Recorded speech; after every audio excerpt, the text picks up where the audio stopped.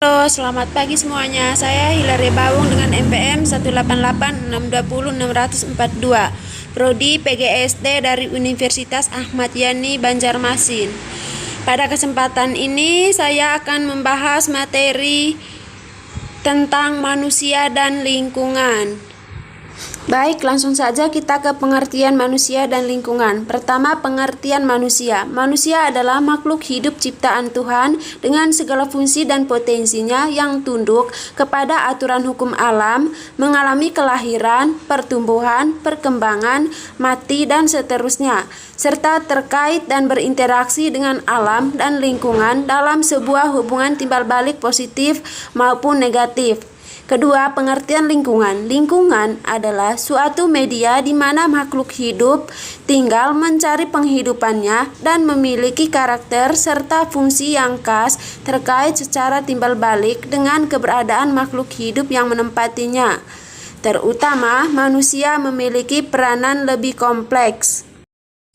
Berikutnya tentang korelasi antara manusia dan lingkungan. Yang pertama, ekologi. Ekologi adalah ilmu yang mempelajari interaksi antara manusia dengan lingkungannya dan yang lainnya. Yang kedua, lingkungan hidup manusia.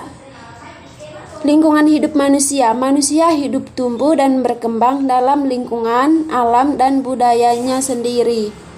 Berikutnya tentang sumber alam. Sumber alam yang dapat diperbarui adalah sumber alam biotik. Yang tergolong ke dalam sumber ini adalah semua makhluk hidup, hutan, hewan-hewan, dan tumbuh-tumbuhan. Yang kedua, sumber alam yang tidak diperbarui. Sumber alam yang tidak diperbarui yaitu sumber alam abiotik. Yang tergolong pada sumber abiotik adalah tanah, air, bahan-bahan galian, mineral, dan bahan-bahan tambang lainnya. Selanjutnya tentang iptek dan kelestarian hidup.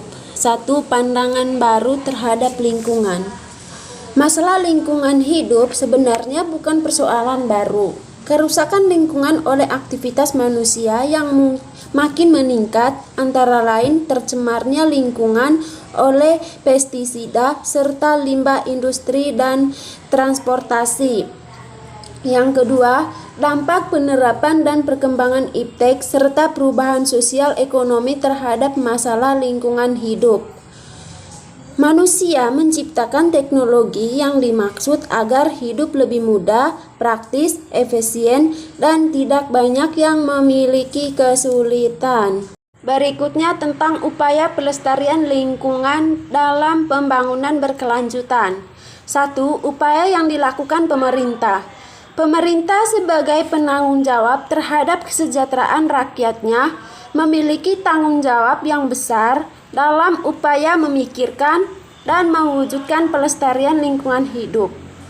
Hal-hal yang dilakukan pemerintah adalah satu, mengeluarkan Undang-Undang Pokok Agraria Nomor 5 Tahun 1960 yang mengatur tentang tata guna tanah. Yang kedua, menerbitkan Undang-Undang Nomor 4 Tahun 1982 tentang ketentuan-ketentuan pokok pengelolaan lingkungan.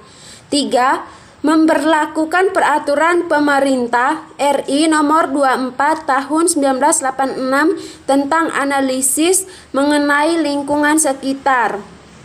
4. Pada tahun 1991, pemerintah membentuk Badan Pengendalian Lingkungan dengan tujuan pokok. 6.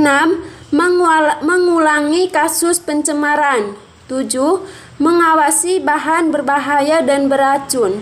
8. Pemerintah merancang gerakan menanam 1.000.000 pohon. Upaya yang kedua adalah upaya pelestarian lingkungan hidup oleh masyarakat bersama pemerintah.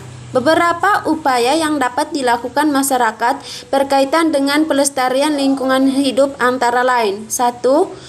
Pelestarian tanah. Tanah datar, lahan, miring atau perbukitan. 2. Pelestarian udara. 3. Pelestarian hutan.